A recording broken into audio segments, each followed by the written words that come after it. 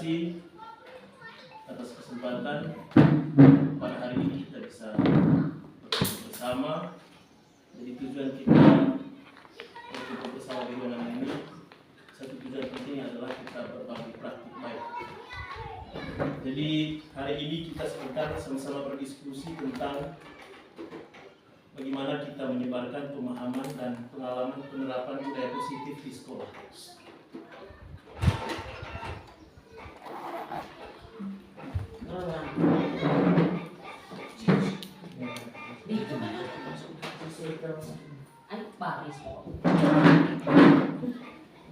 Oke, baik, sekali lagi saya jelaskan.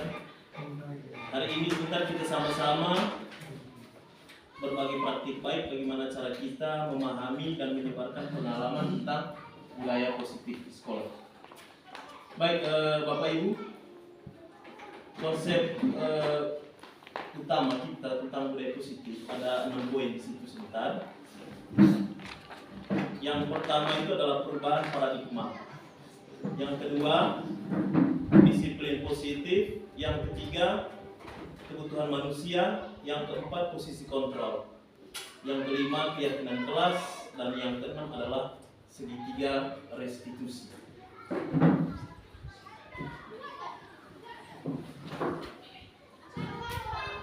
Oke, baik.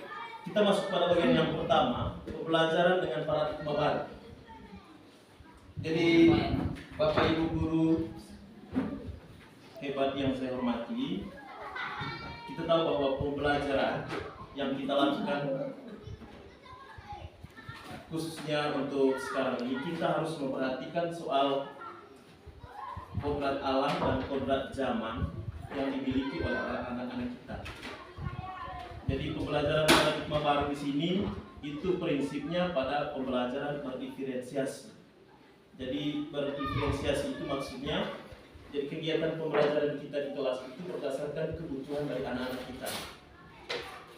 Misalnya di kelas 4-nya saya itu belajar tentang tumbuhan, bagian-bagian dari tumbuhan. Ada anak-anak yang suka menonton video, ada anak-anak yang suka dengan media alam, ada anak-anak yang suka dengan gambar.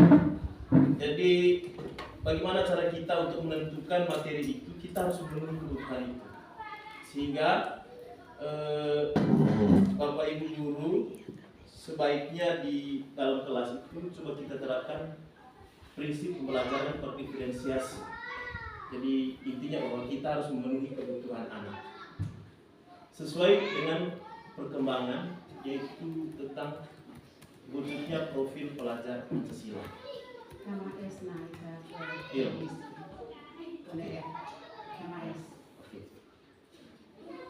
Berikut yang kedua, disiplin positif. Kita tahu Bapak Ibu, disiplin positif makna yang paling pentingnya itu adalah sesuatu yang dilakukan oleh seorang kepada orang lain untuk mendapatkan kepatuhan. Jadi selama ini kita cenderung menghubungkan kata disiplin itu dengan ketidaknyamanan. Jadi ketidaknyamanan dalam arti kita disiplin itu hanya karena diatur oleh orang lain. Jadi tidak muncul secara intrinsik atau secara internal dari dalam diri kita sendiri. Yang berikut juga disiplin positif di sini, kadang kita disiplin itu hanya karena ada target sesuatu, baik itu di dalam diri siswa maupun di kita sebagai guru. Jadi disiplin di sini yang pertama tadi itu hanya karena kita mengikuti aturan, yang kedua ada tekanan dari luar atau eksternal dan internal. Pada intinya bahwa tidak dimunculkan dari dalam diri kita sendiri. Nah, untuk itu Bapak Ibu, kita sebagai pendidik itu bagaimana tujuannya menerapkan disiplin positif ini kepada anak kita, sehingga mereka bisa berperilaku mengacu pada nilai-nilai kebajikan. Nilai-nilai kebajikan maksudnya rasa hormat atau rasa diri, percaya diri yang timbul dari diri anak itu sendiri, baik itu secara intrinsik, bukan secara ekstrinsik, bukan dari luar maksudnya, tetapi dari dalam diri sendiri. Terus kita kaitkan dengan disiplin positif tadi, dengan kebutuhan manusia. Setiap aktivitas yang kita lakukan itu tidak terlepas dari 5 kebutuhan dasar kita manusia. Yang pertama, tentunya kita bekerja untuk mempertahankan hidup.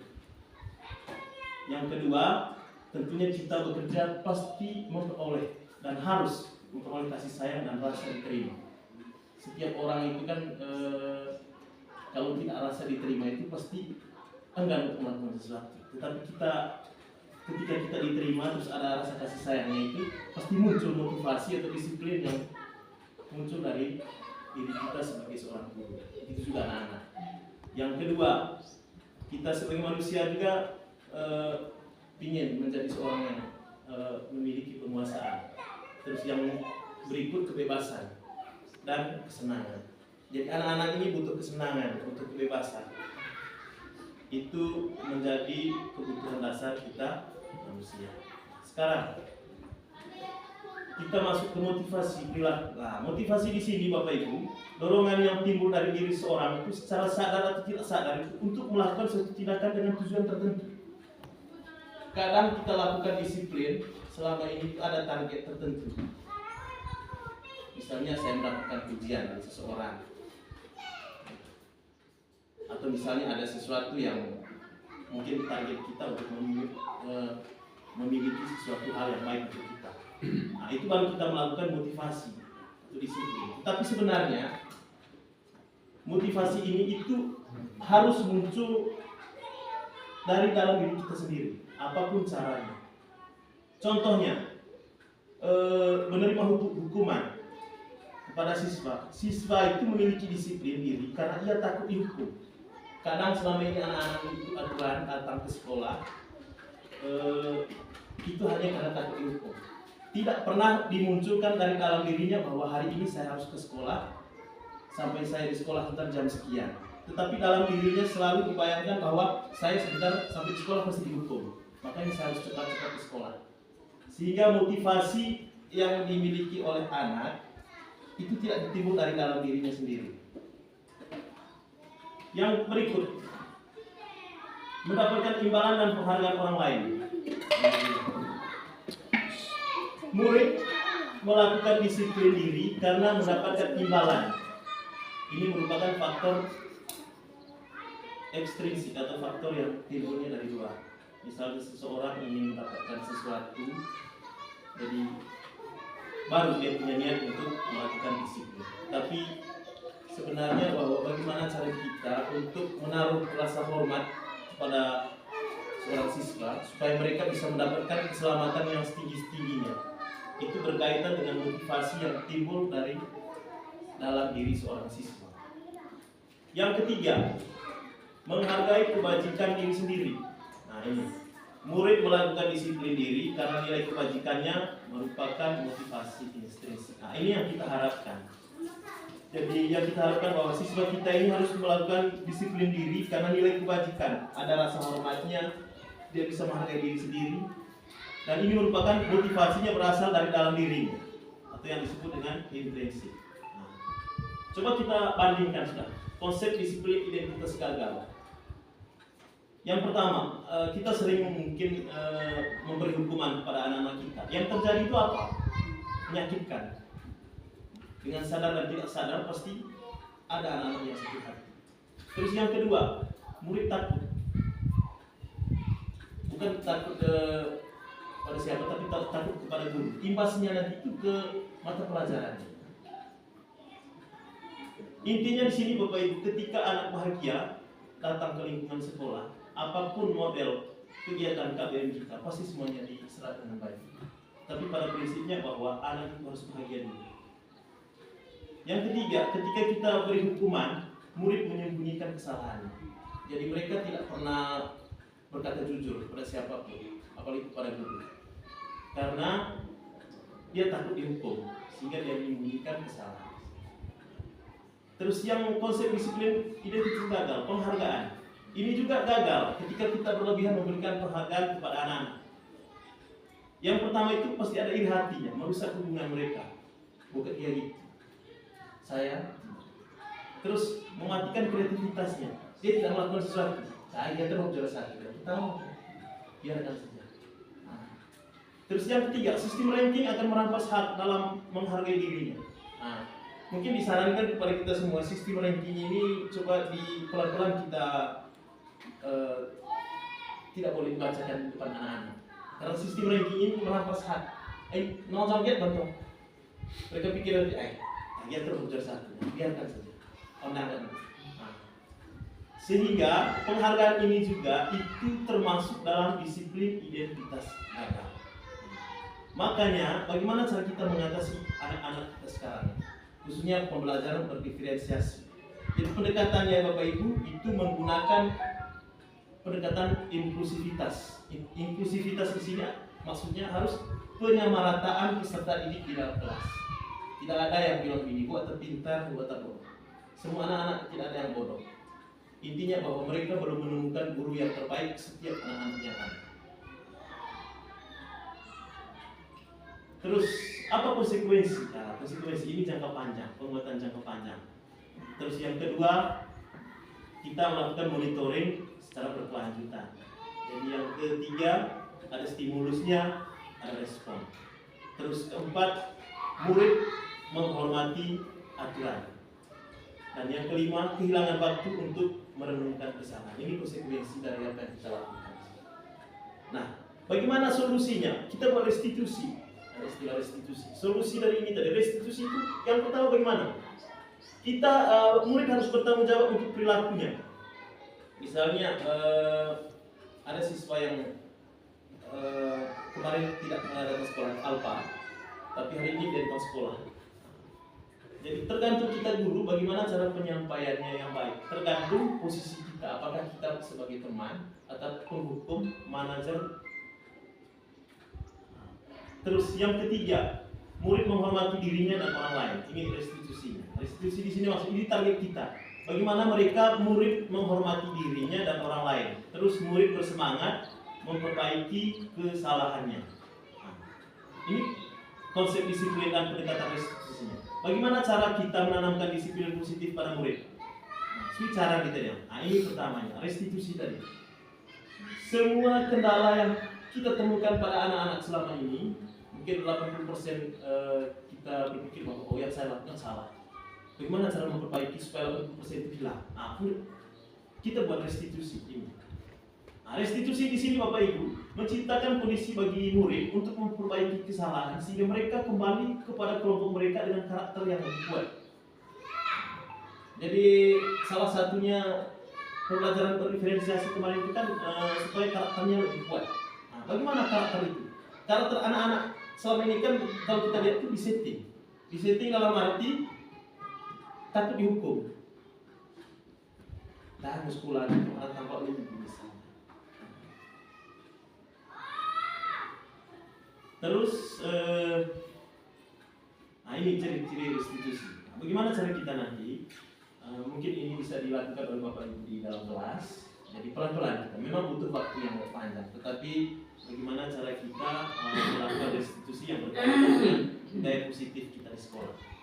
Yang pertama, bukan menebus kesalahan, namun belajar dari kesalahan. Misalnya anakku yang tahu main tega langsung menjos begini. Lalu ada kesalahan, kita begitu. Nah, itu pendekatan yang salah. Nah, pendekatan yang baiknya panggil dulu dua-duanya, tanyakan ke mereka. Atau kalau dalam keadaan emosi, istirahat dulu sampai 5 atau 10 menit. Setelah itu baru kita buat pendekatan khusus. Yang kedua, memperbaiki hubungan tawaran, bukan paksaan. Jadi kadang selama gue dipaksa oleh anak gue, harus menggigit, harus membohong. Seakan-akan bahwa kita semua sebagai guru adalah benar. Coba kita tawarkan. Tadi ambil kita harus begini, harus begitu. Nah, itu tawarannya. Nah, pasti anak-anak itu pikir kok yang pada salah beliau kalau kita menawarkan. Tapi kalau paksaan, pasti dijawabnya naik dulu. Nah, itu risikonya. Nah, ini budaya positif. Yang keempat, mencari kebutuhan dasar yang mendasari tindakannya. Tapi dasar bukan digigit gerbong. Misalnya kalau mereka berkelahi atau dia sering terlambat datang sekolah, atau ada mata pelajaran tertentu yang dia tidak suka. Apa kebutuhan dasar yang dia tidak suka di situ? Terus fokus pada karakter bukan tindakannya. Sepanjang dia gitu, akhirnya pikir mau itu. Lihat dulu karakternya apa maunya. Misalnya si Abu kemarin itu kan mungkin kita berpikir bahwa dia termasuk anak yang berkebutuhan khusus, tapi sebenarnya tidak. benang merahnya kita tidak bisa tarik dulu, yang berkaitan dengan karakter. Karena selama ini kan kita pada fokus pada tindakannya. Anak kita suka berkelahi, tapi kita lupa bagaimana karakter yang sebenarnya. Terus afor juga itu begitu. Nah, terus yang keenam, menguatkan dan fokus pada solusi. Solusi apa yang kita lakukan ke depannya. Nah, ini perbedaan. Contoh kasus, misalnya sering siswa tidak mengerjakan PR, baik diganti hukuman. Guru menghukum siswa tersebut menyuruh hormat bendera, baik tidak hormat bendera kau. Atau kau lari di dalam kelas 6 kali. Nah, terus guru marah dan murid jadi takut. Apa konsekuensinya? Guru memberikan konsekuensi untuk mengerjakan PR selama jam istirahat dikerjakan sebanyak 3 kali lipat. Nah, main guru kolega, kau tahu mereka mau istirahat yang main, kerja PR kok. Terus guru tegas dan siswa menghormati aturan. Ini konsekuensinya. Nah, dia mengerjakan PR itu hanya takut dengan aturannya. Nah, bagaimana cara mengatasi anak-anak yang seperti ini? Nah, kita kembali ke restitusi. Makanya diharapkan Bapak Ibu di dalam kelas itu buat itu keyakinan kelas. Keyakinan kelas ini beda dengan kesepakatan kelas. Keyakinan kelas ini itu sebuah prinsip atau nilai yang bisa menimbulkan perasaan anak-anak untuk melakukan sesuatu. Misalnya jangan membuang sampah sembarangan. Jadi dengan baca kalimat itu saja anak-anak setiap hari pasti di dalam pikirannya, oh jangan membuang sampah sembarangan. Berarti saya harus tidak boleh membuang sampah di luar kelas. Tapi harus gunakan kalimat positif. Jangan gunakan kalimat negatif. Misalnya jangan membuang sampah sembarangan, itu kalimat negatif. Positifnya bagaimana? Buanglah sampah pada tempatnya. Terus membantu siswa menyelesaikan masalah. Ketika ada siswa masalah, baik itu di rumah, di sekolah, kita sebagai guru membantu persoalannya. Tanyakan ke mereka. Kira-kira apa persoalan? Intinya bahwa ketika ada anak-anak yang masalah di rumah, tidak boleh dibawa ke sekolah. Sampai di sekolah, anak harus bahagia. Intinya bahwa lingkungan sekolah adalah lingkungan yang membuat anak-anak kita bahagia. Terus yang berikut, guru terbuka dengan siswa agar dia bisa menghargai dirinya. Oke, sekarang 5 posisi kontrol atau restitusi. Mungkin Bapak Ibu berada pada posisi ini. Ini 5 posisi kontrol selama ini yang dengan sadar dan tidak sadar kita tahu bahwa saya berada posisi mana. Apakah Bapak Ibu berada posisi di penghukum? Jelas, pasti. Yang kedua, pembuat merasa bersalah. Yang ketiga, apakah Bapak Ibu posisi dengan anak-anak sebagai teman? Apakah sebagai pemantau? Dan apakah sebagai manajer? Misalnya kalau posisi penghukum ini kita sering melakukan hukuman. Itu efeknya tadi kepada tindakan anak-anak. Contohnya 5 posisi kontrol penghukum. Mari kita tes sebagai hukum. Patuhi aturan. Sekarang kamu tidak mengerjakan, maka kamu harus lari keliling sekolah selama 2 kali. Itu yang menghormat bendera. Misalnya contoh pembuat rasa bersalah. Berapa kali ibu harus memberitahu kamu, ibu sangat kecewa dengan kamu. Nah, ini posisi merasa bersalah. Berarti kita sebagai guru yang merasa bersalah, walaupun anak-anak yang membuat kesalahan. Misalnya posisi sebagai teman, ayo yang tertib, buatlah ibu bangga. Misalnya, kalian ini tidak apa-apa, kalian tidak ada yang salah. Manusia tidak ada yang sempurna, betul begitu. Nah, itu kalau posisi sebagai teman. Misalnya sebagai teman tahu, kamu sudah melanggar, apa peraturan dan konsekuensinya. Nah, itu kalau ada kesepakatan dan keyakinan kelas. Emetem tempel itu bisa kelas itu. Dan gunakan kembali pemantau. Karena kamu sudah melanggar apa? Emang boleh itu tempel keyakinan kelas dan kesepakatan kelas, berarti kita bisa tanyakan ini. Nah, berarti dia pikir, oh keyakinan kelas itu. Oh ya, manajer. Apakah kamu tahu kesalahan? Kira-kira bagaimana kamu akan memperbaiki kesalahan ini? Baik kesalahan kamu misalnya. Kira-kira cara mengawal untuk memperbaiki kesalahan ini ke depannya. Mungkin guru yang profesional ketika dia berada pada posisi ini, manajer. Oke, yang berikut segitiga restitusi. Apa tujuannya segitiga restitusi? Menstabilkan identitas anak-anak. Terus yang kedua, kita semua melakukan hal terbaik yang bisa kita lakukan. Terus yang berikut, validasi tindakan yang salah. Semua perilaku memiliki alasan. Dan yang berikut adalah menanyakan keyakinan. Kita semua memiliki motivasi internal. Motivasi internal itu yang berasal dari dalam diri kita masing-masing. Ini contoh segitiga restitusi. Kita harus membuat keyakinan kelas, motivasi dan harapan yang akan dicapai. Terus menanyakan permasalahan mengapa melakukan perbuatan ini. Sesuatu perbuatan yang dilakukan pasti ada alasan. Oke, terima kasih. Baik, Bapak Ibu, intinya bahwa segitiga restitusi ini adalah bagaimana cara prinsip kita mengatasi persoalan yang dimiliki oleh anak-anak kita di sekolah. Baik itu masalah yang levelnya rendah, menengah, dan tinggi. Intinya bahwa mari kita sama-sama membudayakan perilaku positif kepada anak-anak kita, dan alangkah baiknya di setiap kelas kita nanti ke depannya membuat keyakinan dan kesepakatan kelas itu sendiri. Jadi ya itu saja yang saya presentasikan. Mungkin ada yang perlu ditanyakan atau didiskusikan, saya berikan kesempatan kepada Bapak Ibu. Maka ini perlu juga didiskusikan. Di dalam tadi jadi menyoroti bagaimana kita memberi sebuah tindakan ke para siswa, tetapi tidak melihat bagaimana guru selaku boleh dibilang leader dari anak-anak kita. Terus terang kalau yang lebih dalam saya melihat secara keseluruhan itu kembali kepada guru.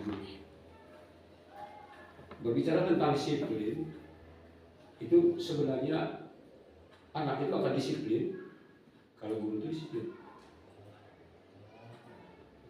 Itu yang pertama. Kemudian guru akan bekerja, guru melakukan sesuatu, memberi bimbingan kepada anak bersama-sama. Saya yakin akan menghasilkan sesuatu yang baik. Oleh karena itu, dari saya, apa yang dipaparkan di dalam itu sudah luar biasa. Namun saya tetap menyoroti bahwa yang menjadi kendala di dalam adalah bagaimana seorang guru menjadi guru bagi anaknya. Ambil satu contoh. Anak-anak diminta untuk datang pelatihan, lakukan kegiatan sore hari. Guru tidak datang. Apakah ini kita mempersalahkan anak? Apakah itu kita mempersalahkan guru? Di sini juga bahwa guru tidak mau menunjukkan dedikasinya kepada anak didik. Itu. Pada poin yang kedua tadi di situ menunjukkan bahwa disiplin itu kalau kita melakukan sesuatu itu ada maksudnya, ada tujuan tertentu. Nah, kalau saya tidak salah. Nah itu sebenarnya kalau kita pada prinsip bahwa seorang guru itu memiliki tujuan tertentu, ya sudah jelas. Salah satu tujuannya adalah supaya kita mendapat gaji. Tetapi kalau kita kembali ke belakang, kalau dia hanya memiliki tujuan tertentu itu tidak dilihat dari memang tugas yang sudah dibebankan kepada dia, maka kalau dia hanya mempunyai tujuannya adalah untuk mendapatkan sesuatu yang mendapatkan sesuatu, saya kira itu juga bukan dari seorang guru. Begitu. Nah, kemudian tadi yang ketiga dari saya itu berkaitan dengan pemberian hadiah. Kalau bisa untuk tidak boleh lagi memberi ini yang juara 1, ini yang juara 2, rankingan itu. Ya mungkin ini yang perlu didiskusikan bersama, karena bagaimanapun juga tolak ukur dari pencapaian kita di KKN itu kan nilai, dan nilai itu juga diukur dari hasil kerja anak. Oleh karena itu yang perlu kita bagaimana menurut teman-teman lain berkaitan dengan ini. Kalau memang kita sepakati hal ini menjadi yang terbaik untuk tidak memberikan rankingan, ya saya kira kita di dalam sekolah ini bisa putuskan itu. Karena ini harus, mungkin saya bilang ini harus menjadi harus ada jalan keluar dari materi di dalamnya tadi. Kalau saya harus ada jalan keluar. Begitu. Itu dari saya. Itu masukan dari saya. Baik. Mungkin ada dari teman-teman lain. lain nanti kita kami. Oke, baik. Kita kembali ke sini. Oke, yang berkaitan dengan konsep identitas Pertama tadi kan kuliah dulu. disiplin. Terang Artinya tadi diskusi.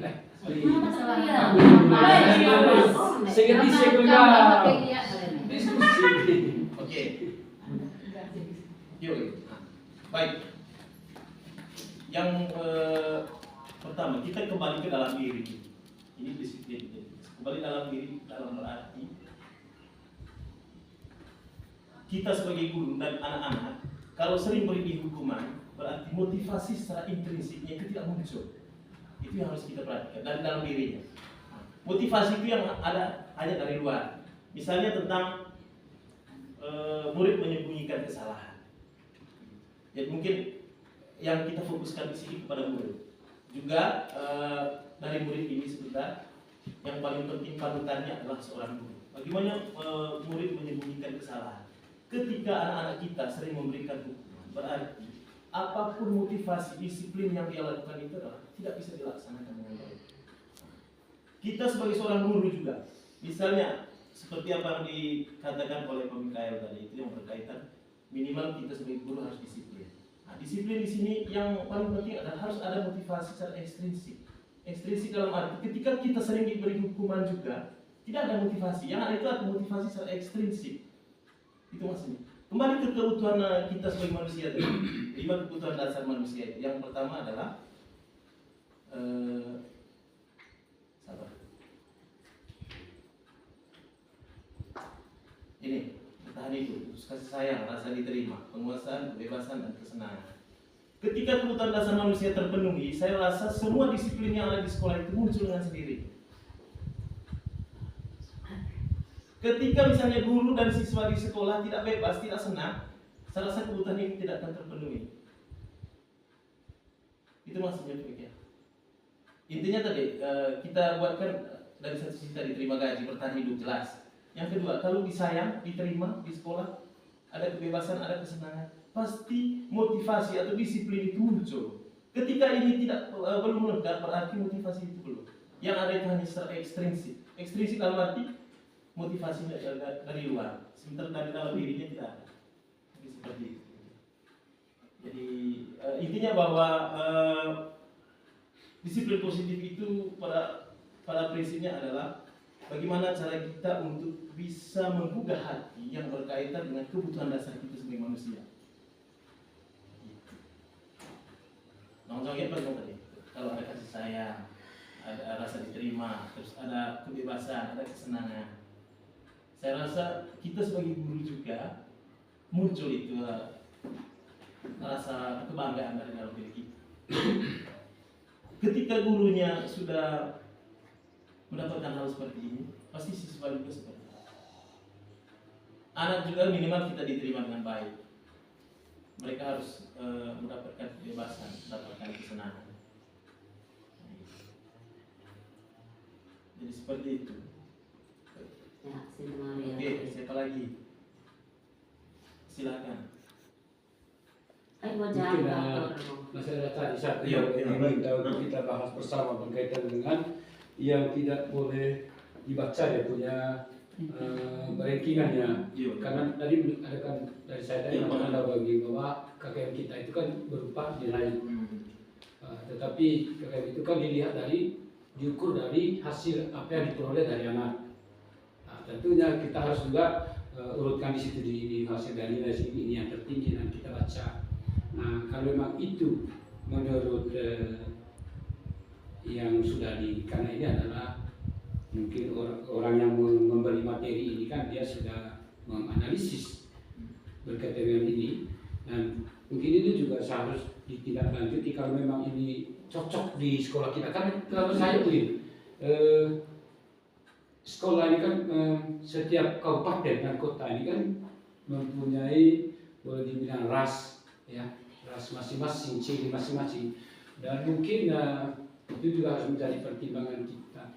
Apakah memang kita di sini tidak ikuti saja apa yang kita terima dari dalam atau masih kita perlu disepakati bersama apa kita akan mempertahankan atau tidak.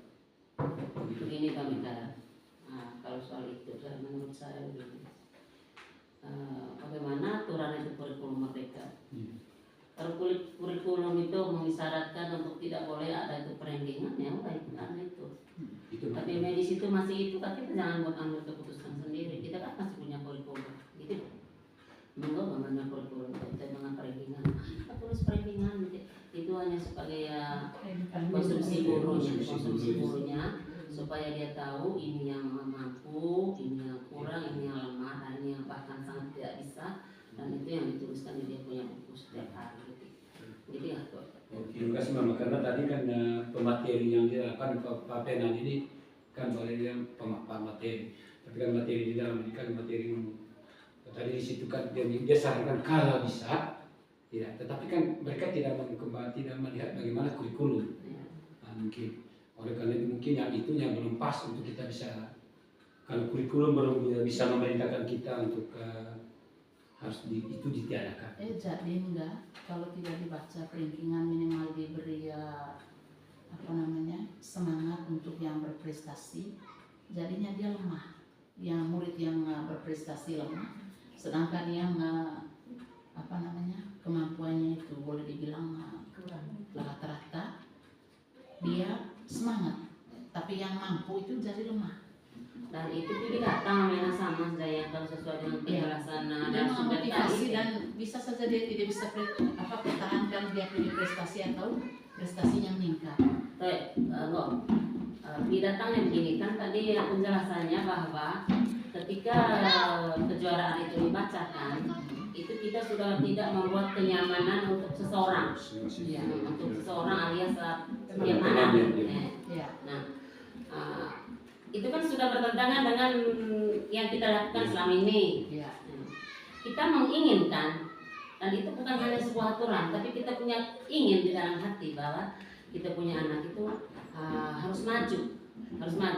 Nah, ketika misalnya yang si A juara 1, si B juara 2, yang lain kan akan melihat, dia juara 1, saya juga akan berjuang. Nah, karena dia berjuang nanti dia akan mendapatkan nilai-nilai yang positif. Tetapi kalau tadi pemaparan praktik baiknya tadi bahwa tidak usah dibacakan karena itu akan mengganggu orang lain. Membuat tidak nyaman yang tidak berprestasi. Kita tanyakan sama-sama 50-50. Baik, luar biasa sekali kita bisa berdiskusi. Baik. Karena itu penting itu yang Jadi intinya bahwa kita saling berbagi. Berbagi bagaimana kita membangun sekolah ini dengan baik ke depannya. Kita kembali ke sini tadi. Sistem ranking itu akan merampas hak dalam menghargai diri. Itu merampas hak. Kita kembali ke kurikulum merdeka. Kurikulum merdeka ini kan yang paling utama adalah pembelajaran berdiferensiasi. Pembelajaran berdiferensiasi tidak berarti kita mengelompokkan anak yang bodoh dan pintar, tidak. Kita mengelompokkan anak-anak berdasarkan kebutuhan belajar. Kebutuhan belajar dalam arti mungkin anak senang nonton video, silahkan. Misalnya tentang saya punya IPA sebagai bagian tumbuhan. Ada yang senang dengan media alam, langsung mau ke Pak IBM, lihat mana akarnya, mana batangnya, mana daunnya. Itu kebutuhannya mereka. Ada anak-anak yang senang baca buku tentang tumbuhan, silahkan itu keluar baca. Setelah itu ntar kita masuk evaluasi, beri soal yang sama. Kira-kira apa yang kamu dapatkan tentang bagian tumbuhan?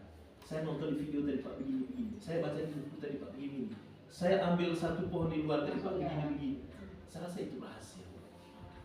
Jadi saya rasa bahwa yang kita lakukan pembelajaran berdiferensiasi adalah bagaimana membangun semua anak-anak, bukan yang pintar-pintar saja, tidak. Kembali kepada prinsip itu. Kalau kurikulum-kurikulum yang dulu ya mungkin kita bertentangan dengan sistem merampas hak dalam kejuaraan. Tetapi kembali kepada prinsip pembelajaran berdiferensiasi. Nah, ini soal penghargaan. Jadi alangkah baiknya Bapak Ibu ke depannya mungkin bisa. Jadi ini tambahan, bukan paksa harus. Jadi sistem kembali tadi sistem ranking tadi akan merampas hak. Sistem ranking itu intinya bahwa setiap kita memberikan penghargaan anak-anak, jangan sesekali menggunakan kata-kata negatif. Harus kalimat-kalimat positif. Berarti bagaimana cara guru untuk poles? Boleh tidak baca, tetapi minimal tetap diberi motivasi untuk yang apresiasi untuk yang bagaimana contoh konkretkan itu namanya. Coba itu konkretkan satu kalimat saja untuk membedakan yang juara dan tidak juara. Coba Ya. kita konkretkan satu kalimat. Misalnya Terus begini, misalnya begini, dalam tergantung guru tuh cara guru sekarang. Apa namanya, hilangkan itu namanya merampas hak. Berarti untuk yang berprestasi tetap kita penghargaan dengan kata-kata saja. Bahwa si A misalnya sudah berprestasi, nilainya tadi bagus, dari ditingkatkan atau pertahankan. Kemudian yang nilainya mungkin gini harus ditingkatkan. Saya rasa itu bukan kalimat merampas hak. Tetap dua-dua diberi motivasi. Yang sudah mendapat peringkat tadi, yang berprestasi, tetap kita beri dia penghargaan dengan kata-kata kita. Artinya tergantung kembali kepada cara guru penyampaian. Menyenangkan untuk yang berprestasi, lalu kalimat kata-kata yang memberi motivasi untuk yang di atas kelas rata-rata. Itu maksudnya. Jangan menekan, jangan membuat dia tersinggung. Kembali kepada cara guru. Ya, dari saya melihat kalau kita ngomong sudah hak merampas hak, apa baik bilang baik nih, sekali lebih baik kita diskusikan sesederhana mungkin, karena kalau kita udah ngomong hak berarti ada kewajiban. Kalau kita Begitu. oleh karena itu maksud saya Merampas begini. hak oleh itu diapresiasi untuk yang berprestasi. Dia Kalau- sudah berjuang. Dia sudah berjuang. Kalau Dari kita contoh